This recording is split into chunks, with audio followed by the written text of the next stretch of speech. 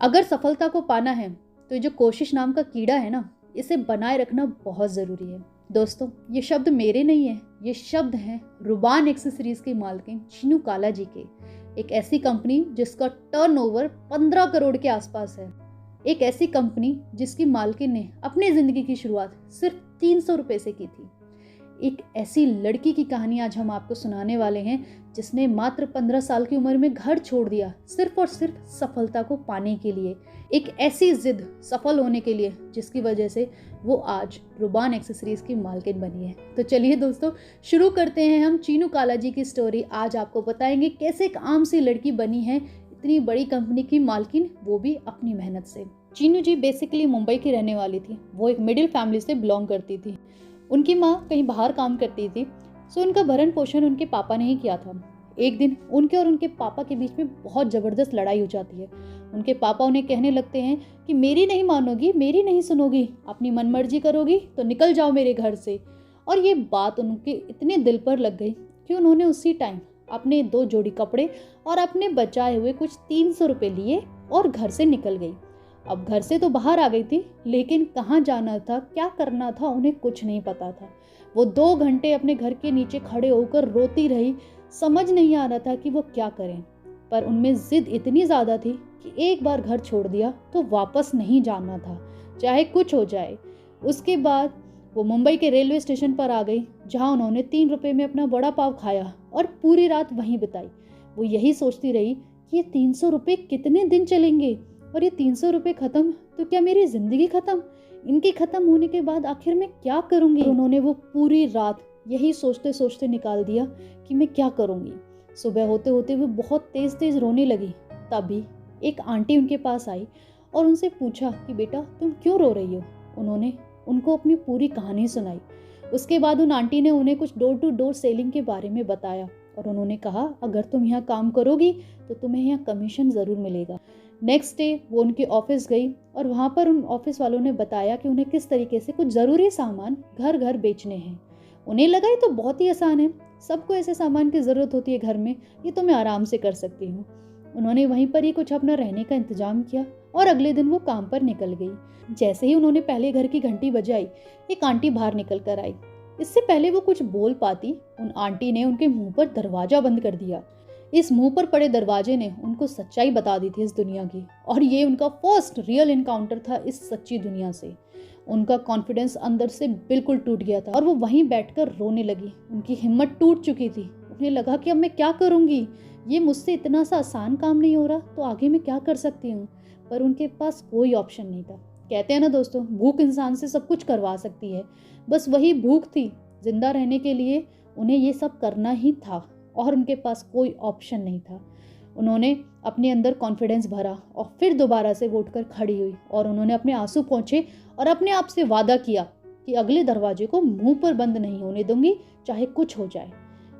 अगले दरवाजे की बेल बजाई और इस बार उन्होंने दरवाजा अपने मुंह पर बंद होने नहीं दिया था।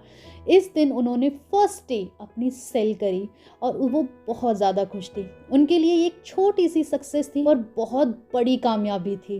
उनको आज के दिन बहुत कुछ सीखने को मिला था, बहुत कुछ। इसके बाद इन्होंने हर छोटी मोटी नौकरियां करी, वेट्रेस की नौकरियां करी, रिसेप्शनिस्ट की नौकरियां करी, टेलीकॉलर, और हर एक नौकरी से इन्होंने कुछ ना कुछ सीखा। इसके बाद इन्होंने क्लोथिंग स्टोर में काम किया। वहाँ पर इन्होंने कस्टमर बिहेवियर के बारे में सीखा, कस्टमर क्या चाहते हैं, क्या ढूंढ रहे हैं, इन सब चीज़ों ने उनको बहुत कुछ सिखाया। इसके बाद इनके लिए सक्सेस की डेफिनेशन बढ़ती रही। कुछ टाइम बाद इनकी शादी हो गई और ये बेंगलोर में शिफ्ट हो गई। इन्होंने मिसेस इंडिया कॉन्टेस्ट में पार्टिसिपेट किया, जहाँ इनको पता चला कि कैसे एक ज्वेलरी जो है वो पूरी लुक को चेंज कर देती है।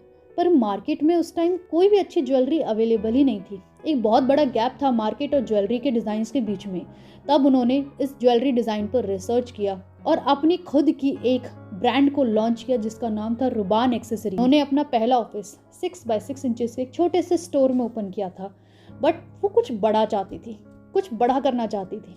फिर उसी टाइम फोरम मॉल, जो कि बेंगलोर में बहुत ज़्यादा फेमस था, वो वहाँ पर अपना एक स्टोर ओपन करना चाहती थी। पर फोरम मॉल में स्पेस मिलना लगभग नामुमकिन था, क्योंकि बड़ी बड़ी ब्रांड्स को भी वहाँ पर एटलीस्ट 2 साल वेट करना ही पड़ता था। पर चीनू जी बहुत ज़िद्दी थी। वो उन मैनेजर के पीछे पड़ गई। मैनेजर को रोज कॉल, SMS, मेल सब कुछ करती थी, पर 6 महीने तक कुछ भी नहीं हो रहा था। उसके बाद उन्होंने उस मैनेजर को कॉल किया और रिक्वेस्ट की कि आप प्लीज़ एक बार मेरे स्टोर पर आके विजिट कीजिए। अगर आपको अच्छा नहीं लगा तो मैं आपको इसके बाद कभी कॉल नहीं करूँगी। एंड मैनेजर सच में उनके स्टोर पर आए, उन्होंने उनका काम देखा और वो बहुत ज़्यादा इम्प्रेस हुए, उनके डिज़ाइन से, उनकी ज्वेलरी से बहुत ही ज़्यादा इम्प्रेस हुए। और उन्होंने सिर्फ एक ही वर्ड बोला, Chinu welcome to the forum. उन्होंने अपने फॉरम मॉल में फर्स्ट डे रुबान एक्सेसरीज़ की 1.5 लाख रुपीज़ की सेल करी थी। रुबान एक्सेसरीज़ इसी तरीके से आगे बढ़ता रहा और कुछ टाइम बाद उन्होंने अपनी वेबसाइट भी लॉन्च करी, क्योंकि ऑनलाइन शॉपिंग की डिमांड्स बहुत ज़्यादा बढ़ती जा रही थी। इसके बाद इन्होंने अपना ब्रांड मिंत्रा पे लॉन्च किया। मिंत्रा इस टाइम पर सबसे ज़्यादा सेलर है रुबान एक्सेसरीज़ का। सो आप भी चेकआउट कर सकते हैं रुबान एक्सेसरीज़ मिंत्रा पर। और इस टाइम उनका ब्रांड रुबान एक्सेसरीज़ मिंत्रा पर बेस्ट सेलर है। पर ऐसा नहीं है दोस्तों कि ज़िंदगी में उन्होंने कभी मुश्किलें नहीं देखी। एक बार उनके स्टोर में आग लग गई थी। उनकी सारी मेहनत, उनके सारे ज्वेलरी, आइडिया, डिज़ाइन सब कुछ जलकर खाक हो गए थे, कुछ भी नहीं बचा था। इस टाइम पर फिर से उनकी हिम्मत टूट गई, लेकिन उन्होंने अपनी टीम को बुलाया, पड़ोसियों से लैपटॉप लिए, रिश्तेदारों से लैपटॉप लिए और अपने काम को दोबारा से करना स्टार्ट किया।